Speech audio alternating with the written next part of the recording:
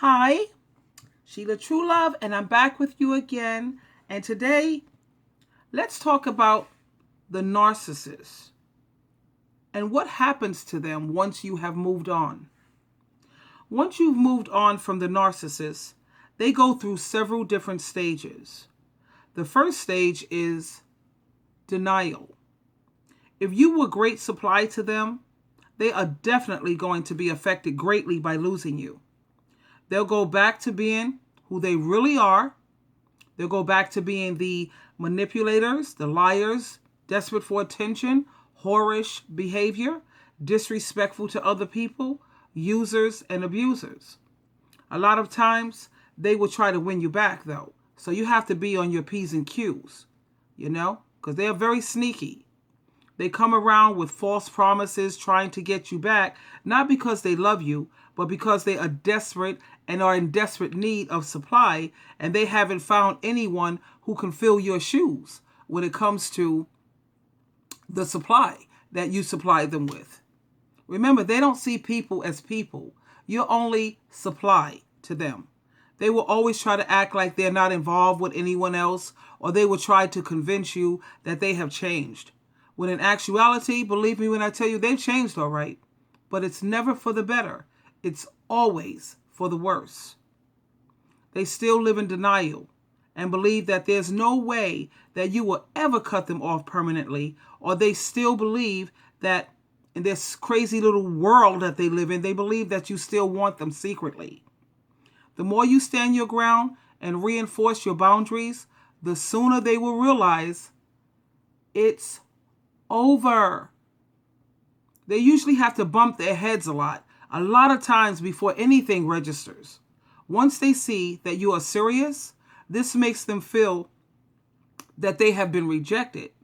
And once they feel rejected, please, that's when the anger comes, because you're the one who discarded them instead of them discarding you. This is called narcissistic injury. This causes them to act very childish and try to lash out at you, whereas in reality, they are very self-destructive. And they're going to do things that's going to destroy themselves and harm themselves way more than they could ever harm or destroy you. They're always going to do something outlandish and something destructive once they receive that narcissistic injury. Once they see that you are done with them and they feel that they have nothing to lose, that's when they take off their mask completely. And you'll see that they're going to try to retaliate or do something that is very hurtful towards you. That's when they'll start going around talking badly about you to other people. They're going to try to try to tear you down so that other people can look at you negatively. But honey, please don't sweat the small. Don't sweat that. Don't worry about that, because you should always let your behavior speak for you. Most of the people that they talk to anyway, they're losers. What do they call that? What, flying monkeys, aka losers. Narcissists, they always overreact way over the top, because these people are very, very, very weak individuals. Don't believe in that tough exterior that they try to put on. That's just a front to try to cover up how weak they really are. They go around trying to be really nice to other people and trying to impress other people. This is so they can continue believing the lie that they live by, trying to make other people see them as a nice person. They do this to try to redeem a sense of value and worth. They may try to show you this tough as nails exterior, but on the inside, trust me when I tell you, they are cracking up and falling apart, breaking down on the inside. These are some very weak individuals. That's why they do the things that they do. If they were strong and confident people, they wouldn't have to resort to lies, manipulation, deceptive tactics, being underhanded, and having absolutely no self-control. Crazy, impulsive, nut jobs. No one in a sane state of mind or who's mature would ever go around trying to destroy good relations. So you know that they have some very, very serious mental issues, mental problems. When they realize after bumping their head like 101 times that they have lost good supply, meaning you, and they have lost great people, they do all kind of crazy things to try to help them cope with this great loss. You see, that's when you'll see them falling into drug abuse. You'll see them turning to alcohol. They just totally fall apart, you know. You see them sleeping around. Their whorish behavior starts coming back up. This is the way of trying to deal with their great loss. They know that they've messed up once they have lost good supply. And honey, when I tell you I wasn't good supply, I was great supply. Okay? I had a character who couldn't even pretty much, I don't know, think for himself, make decisions on his own. You know, when you treat somebody like a king, you know, he had, when I met him, he had nothing. Trust me when I tell you. There's not a woman on this planet that would have given this character the time of day. But I saw potential in this character. And I wasn't wrong. I wasn't wrong. Because he brought forth some really good potential. When I totally had to discard this character from my life. He had everything. When I met him, he had absolutely nothing. Zero. $50 a month and a cigarette habit. That's what he had. Baby, please. When they see that they don't have a chance in hell of getting the good supply back, then they go around seeking other sources of supply for them to depend on. Someone to take care of them. Someone to do things for them. Someone else that they can abuse.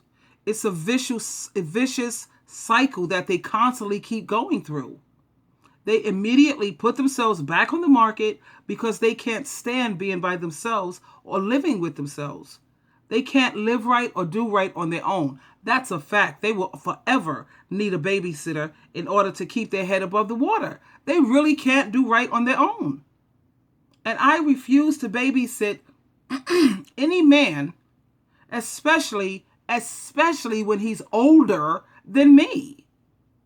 I should be calling him daddy. He should be being my daddy. No, I couldn't deal with it. Anyway, this is what goes on when the narcissist realize that you are done with them and that you are not coming back. They self-destruct. If they haven't self-destruct yet, just give it some time, sweetheart. It's just a matter of time.